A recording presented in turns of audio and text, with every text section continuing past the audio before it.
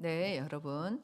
우리가 이제 오늘부터는 잠언에 대한 말씀을 함께 좀 나누도록 하겠습니다. 여러분들이 잠언 말씀을 어떻게 생각하시는지 모르지만 잠언은 우리에게 삶의 지혜를 주는 그러한 말씀입니다. 그래서 우리가 잠언 말씀을 통해서 여러분들과 제가 좀 실질적인 우리의 삶에 대해서 그리고 진짜 지혜라는 게 뭔지에 대해서 좀 배우는 시간을 가지면 좋을 것 같습니다.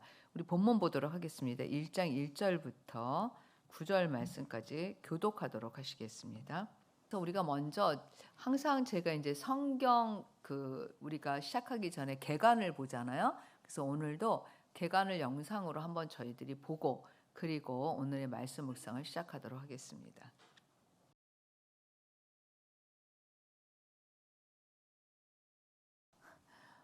언제 봐도 잘 정리해 주죠. 그리고 다 잘 알 수 있도록 그림으로 그려줘 가지고 되게 이렇게 선명하게 말해주고 있습니다. 그래서 잠언 전체를 한번 이제 어떻게 잠언이라는 게 도대체 무엇인가라는 거에 대해서 우리가 이제 한번 좀 살펴볼 수 있는데, 사실 잠언은 우리에게 지혜롭게 사는 법을 가르쳐주는 지혜서죠. 그런데 이 지혜서라고 하는데 이게 율법이나 예언서와는 뭐예요? 다르다 그랬습니다. 그러니까 절대적이지는 않다라는 거죠. 왜 그럴까요? 사람들이 하나님을 경험해서 그것으로부터 나온 거기 때문에 그 경험이 언제나 100% 맞을까요? 안 맞을까요? 예외도 있을 수 있죠. 그래서 바로 다르다라고 얘기를 하는 것입니다.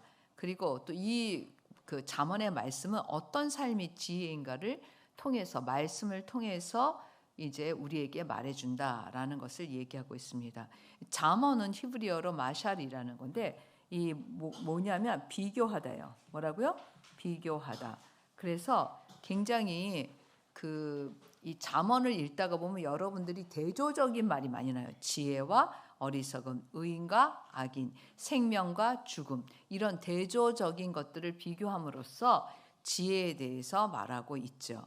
그리고 이제 영어로는 속담이라는 뜻인데 한자어로는 이 잠언의 잠이 바늘로 찌르다요. 그래서 경계라는 뜻이 있어서 우리가 살아가는데 경계가 되는 금원이다, 격언이다라는 거예요. 그러니까 우리에게 뭐예요?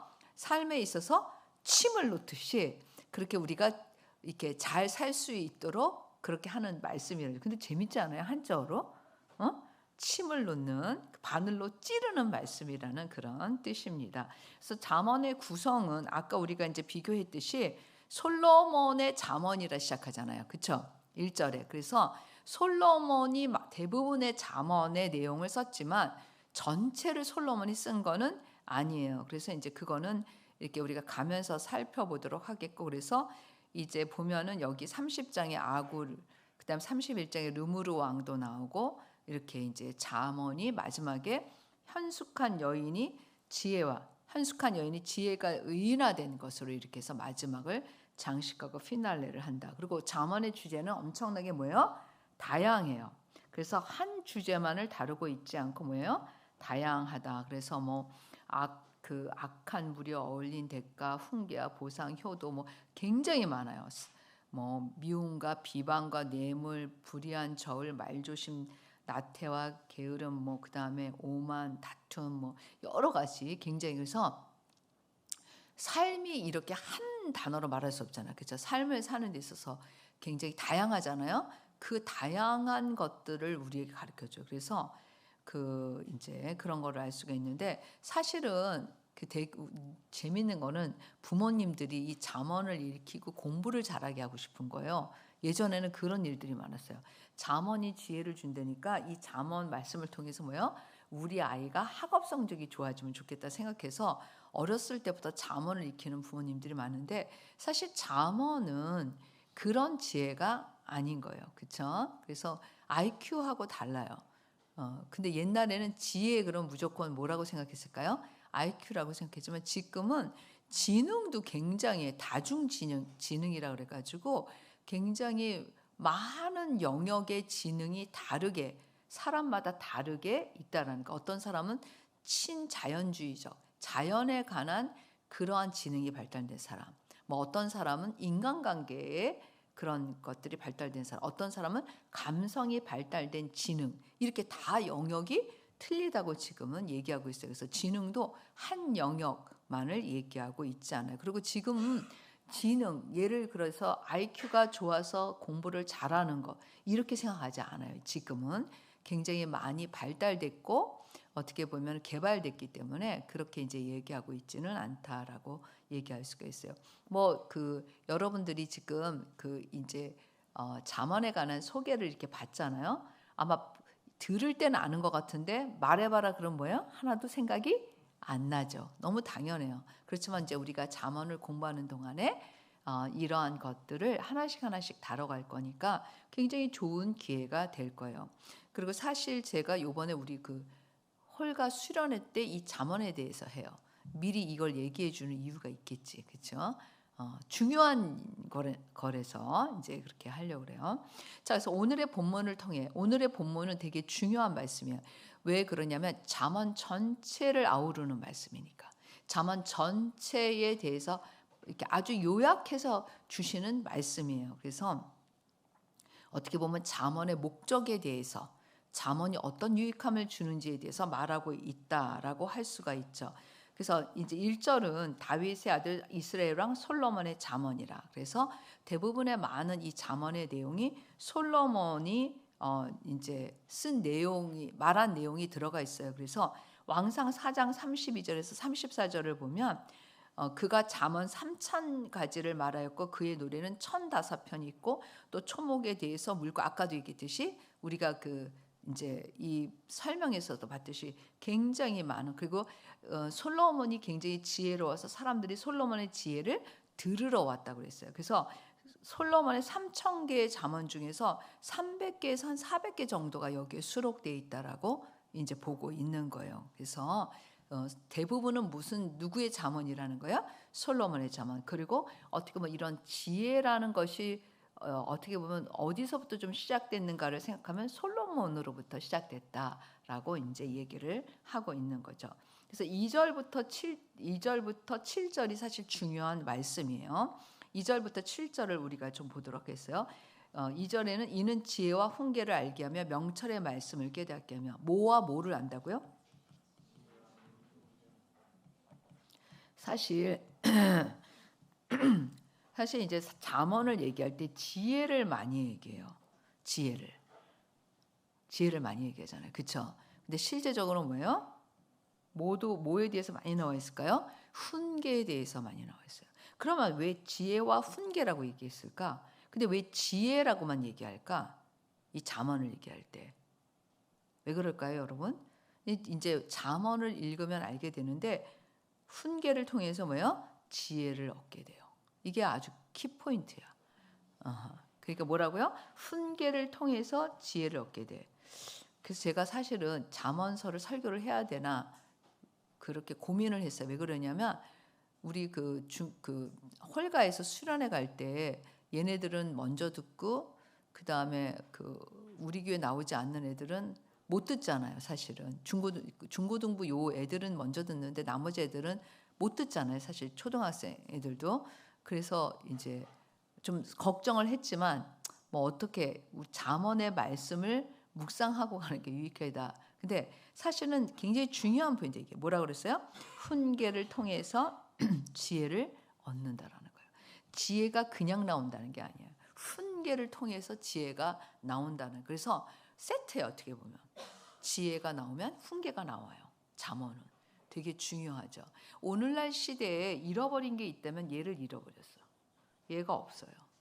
그리고 굉장히 많은 영역에서 뭐예요? 지혜를 추구해. 그런데 그 지혜는 그래서 온전하지 않은 거예요. 왜? 왜 그럴까요? 그냥 지혜가 말할 때 기준이 없어요. 뭐든지 뭐가 있어야 돼요? 기준이 있어야 되고 중심이 있어야 돼. 그래서 사실은 여기서 말하는 이 훈계라는 게 무엇인가를 알게 되면 그것으로부터 지혜가 오는 건데 여기는 이 그냥 세상 사람들이 지혜만 추구할 때 그 지혜는 기준이 없기 때문에 사람들을 진짜 지혜롭게 하는 게 아니라 병들게 한다라는 거예요. 요즘의 지혜는 뭘까요? 개인주의예요, 여러분. 그냥 요새 말로 하면 개인주의. 내가 하고 싶은 대로 하는 거, 내 맘대로 하는 거, 내가 옳다고 생각하는 대로 하는 거. 이게 지금 포스트 모더니즘의 절정인 거예요. 무슨 얘기인지 알겠죠? 그래서 사실은 객관성을 말하지 않고 뭐요? 주관성을 90% 중요하게 생각해. 그러니까 주관적으로 내가 생각하는 게 지혜라고 생각해 보세요. 그럼 모든 사람의 지혜가 뭐예요? 다 다르지.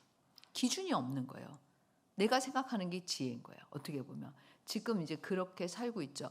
그래서 그 결과가 어떠냐? 그 결과가 많은 청소년들이나 젊은 사람들이 정신질환에 걸린다든지 자살을 한다든지 이런 일들이 너무 많은 거예요. 왜? 기준이 없다는 건 여러분 무서운 거예요. 예를 들면 지난번에도 얘기했듯이 이제 엉뚱한 방향으로 지금 설교가 가고 있는데 울타리를 주어주고 학교를 세웠어요. 학교가 있고 이 학생들이 바깥에 나와서 노는 거야 이렇게. 그런데 여기 울타리가 있잖아요. 예? 그럴 때 뭐를 느껴요? 안정감을 느끼고 이 안에서 애들이 충분히 자유롭게 놀아요. 그런데 울타리가 없으면 더 좋겠다 생각해서 울타리를 지어버렸어. 그러면 애들이 나와서 놀 때 불안감을 가져요. 그리고 뭐랄까 안정감을 갖지 못해. 똑같은 거예요. 기준이라는 거는 마치 뭐예요? 나에게 기준이라는 건 뭐라고요? 나에게 안정감을 주고 나에게 어떤 그런 것들을 갖다 주는데 안정감을 주고 나에게 어떤 바른 지침 어떻게 보면 기준을 갖다 주는데 이게 없어진다. 이게 없어지면 내가 나의 삶에 있어서 내가 이렇게 생각했는데 어떨 때는 이런 거야. 내가 이렇게 생각했는데 어떨 때는 이런 거야. 그러면 뭐가 될까요? 뭐가 오냐면 혼란이 와요. 혼란이 와. 혼란이 왔을 때 설교가 이상한 방향으로 가네. 혼란이 왔을 때 이게 극복할 수 있는 힘이 없어. 왜? 중심이 없으니까. 이것도 되고 이것도 되고 이것도 된다라는 거에 속에서 어떤 게 기준인지를 못 찾는 거예요. 어떤 게 기준인지를 못 찾는 거야. 그러니까 혼란이 와서 그냥 극단적인 선택을 해요. 애들이. 젊은 사람들이. 그래서 그러한 일들이 많은 거예요. 그래서 이제 이렇게 병원에 관계된 분들한테 여쭤보면 예전에는 노인들이 쓰러져 가지고 뇌졸중이나 이런 걸로 재활을 받으러 왔는데 요새는 자살, 뛰어내려서 그래서 뭐 어떤 사고로 인해서 재활을 받으러 오는 사람의 숫자가 실제적으로 늘고 있고 실제적으로 통계적으로도 여러분 그게 많아요. 근데 이런 거예요. 기준이 없고 중심이 없다라는 거는 굉장히 좋을 것 같죠. 울타리가 뭐예요? 있어야 되는 거. 울타리가 중심과 같은 건데 울타리가 없으면 너무 좋을 것 같은데 그거는 뭐가 되냐면 읽어보세요. 방종이에요. 그래서 여러분들이 뭐를 생각했냐면 진짜 설교가 산으로 가고 있네. 자, 자유라는 거. 이왕 나온 김에 자유라는 거. 이 자유라는 거는 여러분들이 생각할 때 자유는 그러니까 뭐라 그러지? 여러분들이 생각할 때는 이제 요새 현대는 자유라는 거에 뭐를 자꾸 달아주냐면 한계를 없애는 걸 달아줘요. 맞아요? 근데 자유라는 거 한계. 근데 아까 제가 얘기했죠?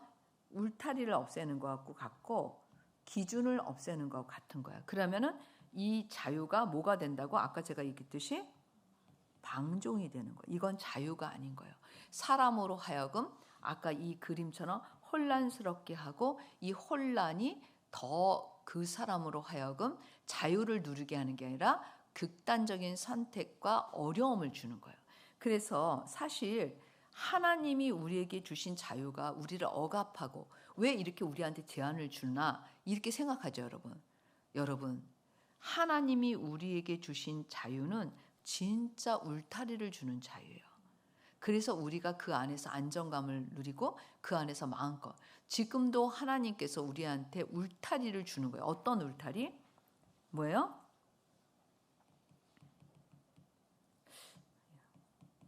이건 준비한 설교는 아니지만 뭐라 그랬어요? 천국과 지옥이라는 울타리를 준 거지. 그리고 인간이 천국과 지옥이 있고 결국은 이렇게 쓰면은 잘 모르니까 죽음이라는 울타리를 줄까? 인생을 깨달으라는 거지. 너의 인생이 무한이 아니야. 네 인생은 뭐야? 이 죽음이라는 울타리를 갖고 있고 그 이후에 천국과 지옥이 있다. 이 울타리를 주는 거야. 근데 이 울타리를 지우는 애가 있어요. 누가 지울까? 사탄이 지워. 이 죽음을 지우고 천국과 지옥을 지워. 그러면 이 울타리가 마치 없는 것처럼 느낀단 말이야, 사람들은. 그래서 사람들은 이 땅에서 1000만 년 자기는 죽지 않는 것처럼 살다가 죽는 거예요. 기준이 없어. 그러니까 뭐야? 땅만 쳐다보다가 그냥 인생이 끝나는 거예요. 무서운 거예요, 여러분, 사실. 기준. 그래서 정말 성경은 너무 놀라워. 성경은 우리의 삶의 실제적인 기준과 지혜를 주는 거예요. 그렇죠? 그래서 여기서 지혜와 훈계를 한다 그랬을 때 훈계를 통해서 지혜를 얻는 거야. 근데 오늘날은 훈계를 버리고 지혜만 추가하다 이 꼴이 난다. 이렇게 된다라고 제가 여러분들한테 설명한 거예요. 그래서 여기서 말하는 지혜는 또 이 지혜라는 단어는 아까도 얘기했듯이 뭐가 나왔어요? 호크마.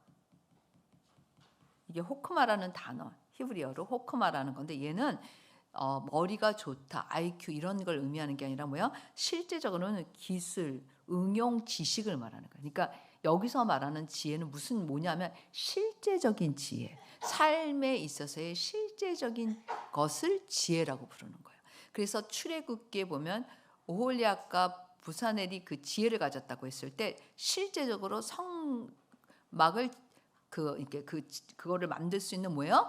하나님께서 기술을 주셨다는 때 지혜가 있다라고 표현했다고 아까도 여기서도 설명하잖아요. 그래서 이제 하나님의 그러니까 그런 실제적인 근데 이 어떤 기술이냐, 어떤 사실 실제적인 기술이냐 이제 이게 중요하겠죠. 그거는 7절에 나오지만 일단 그거를 잠시 놔두고 그래서 이제 이 지혜와 훈계를 알게 하며 뭐를 또 깨닫게 한다 그랬어요? 여기에 보면 지혜와 훈계를 알게 하며 뭐를 알게 한다? 명철의 말씀. 아마도 요 세 세트가 같이 나오는 경우가 되게 많아요. 이 잠언을 읽다 보면 여러분들이 그렇게 이제 생각하면 좋은데 되게 재밌어. 이거를 그냥 지나치면 이 말씀을 그냥 지나치면 와 지혜를 주시는 말씀이야. 지혜를 통해서 얻는데 근데 잘 보세요. 3절. 자, 3절을 읽어보면 제가 말하는 게 이해가 된다? 한번 읽어볼까? 시작. 지혜롭게 공의롭게 정직하게 행할 일에 대하여 훈계를 받게 하면 나오잖아요. 근데 뭘 통해서 지혜를 얻어? 뭘 통해서 공의롭게 돼? 뭘 통해서 정의롭게 돼? 뭘 통해서 정직하게 행할 수 있어요? 뭐를 통해서? 훈계를 통해서. 훈계를 통해서 그러한 것들을 가질 수 있게 한다라는 거예요. 못 발견했죠, 여러분? 아마 묵상할 때 못 발견했을 거야. 그래서 굉장히 중요하죠. 지혜롭게, 공의롭게, 정의롭게, 정직하게 행할 일에 대해서 훈계를 받게. 근데 그게 훈계를 통해서 뭐야? 이러한 것들을 갖게 한다는 거예요. 그러니까 제가 아까 얘기했잖아요. 훈계가 정말 중요하다라고 얘기했죠. 훈계를 통해서 지혜를 얻게 한다라고 했어요. 그래서 그러면 그 결과 어떻게 되느냐? 자, 어리석은 자는 뭐라고요? 어리석은 자는 슬기롭게. 그 다음에 또 하나는 뭐야? 젊은 자에게는 지식과 근신함. 자, 이게 어리석은 자를 슬기롭게. 그러니까 나 어리석어요. 이거 걱정할 필요 없어요. 하나님 저한테 지혜를 주세요라고 우리가 기도 많이 하잖아요. 그러면 하나님께서 우리에게 지혜를 주실 때 그건 IQ가 아니라 뭐예요? 하나님을 경외하는 지혜를 주면 이게 같은 거예요. 이제 그거를 7절 말씀에서 이제 발견할 수 있는데 어쨌든 그래서 사실 내가 조금 부족하게 태어났어. 내가 생각할 때 지혜가 없어. 이런 사람들은 하나님한테 지혜를 달라고 기도해야 돼. 예. 그 진짜 지혜가 없는 애들이 있어요. 그래서 제가 이렇게 양육할 때 그런 얘기도 많이 해. 넌 어찌하여 그렇게 지혜가 없느냐. 넌 이렇게 IQ가 좋은데, 이렇게 머리가 좋은데 지혜가 없어. 사실 그렇게 얘기할 때가 있어요. IQ하고 지혜는 달라요. 예. 근데 IQ는 별론데 지혜로운 사람 있어. 많아. 제가 금요 기도회 때도 얘기했지만 성령님과 동행하는 삶을 살면 100% 지혜로워져. 보장. 100%로 보장할 수 있어. 성령님을 따라 살면 100% 지혜를 얻어요. 홀리가이드 반드시 해야 된다는 얘기야. 그래서 자, 그런데 젊은 자에게 뭐와 무엇을 준다? 지식을 주고 또는 뭐를 줘요? 근신함. 그러니까 이게 뭐냐면 젊은이들은 타락하기 쉬워. 열정이 있고 무모하고 그렇잖아. 원래 청춘이요. 뭐 우리 옛날 교과서에 청춘이 뭐 끓는다. 뭐 지금 기억은 안 나지만 뭐 그런 국어 교과서에 나왔던 구절을 내가 기억하는데, 그래서 이 젊었을 때를 어떻게 해야 되는지에 대한 것들을 근신이라는 거는 절제할 수 있게 해준다는 거예요. 절제할 수 있는 것들을 도와준다는 거예요. 어떻게 절제해야 되는지를 가르쳐 준다라는 거예요. 그래서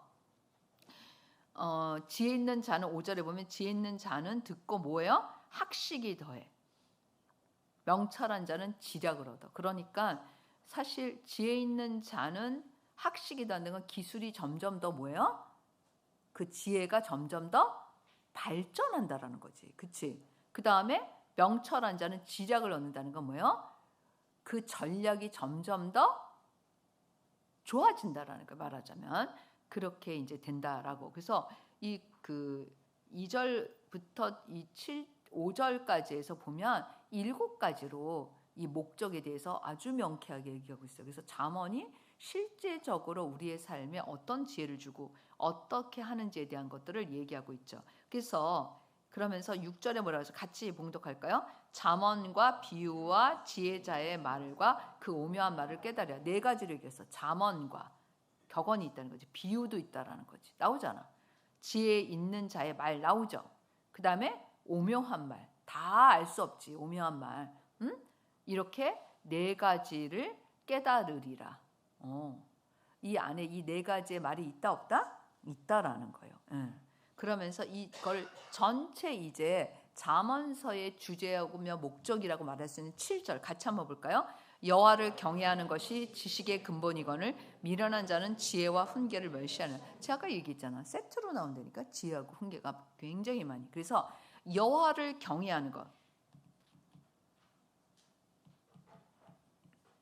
여호와를 경외하는 데 필요한 뭐를 준다? 지혜와 훈계를 준다라는 거예요. 여호와를 경외하는 것에. 여호와를 경외하는데 여호와를 경외한다는 게 뭔가? 사실 여러분 솔직히 얘기해서 우리가 성경을 보면 여호와를 경외하는데 우리가 어떻게 해야 될까? 이런 생각이 들잖아. 어떻게 실제적인 우리의 삶에서 해야 될까? 근데 여러분 있잖아. 이렇게 생각해 보세요. 구약은 율법 중심의 신앙생활이었어요. 신약은 은혜야. 그렇죠? 그래서 우리는 선악과의 삶이 아니라 이창섭 목사가 늘 얘기하는 생명나무의 삶이잖아. 구약은 어떤 사람들을 통해서 이렇게 지혜자 솔로몬을 통해서 쓴 이런 지혜의 말씀을 통해서 사실은 지혜를 얻고 살아가요. 근데 지금 신약에 살고 있는 우리는 성령님을 통해서 그 지혜를 흘러받지. 놀라운 거예요. 그러니까 사실은 차원이 다른 지혜인 거야. 그러니까 그거를 깨닫게 되면 얼마나 홀리가이드 성령님과 함께하는 삶이 축복되고 놀라운 삶인가를 여러분이 깨달아요. 근데 그 중간에 우리는 그리스도를 통해서 바로 그 지혜를 얻게 되는 거죠. 그래서 사실 우리가 성경을 보면 골로새서 2장 3절 한번 찾아보세요. 골로새서 2장 3절. 너무 빨갛다.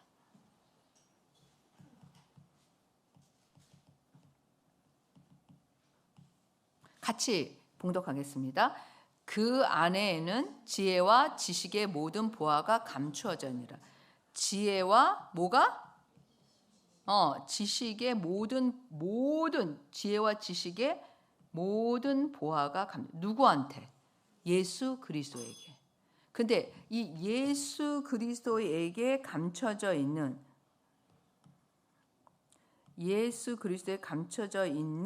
이거를 누가 우리에게 플로잉 해주냐는 거야. 누가 우리에게.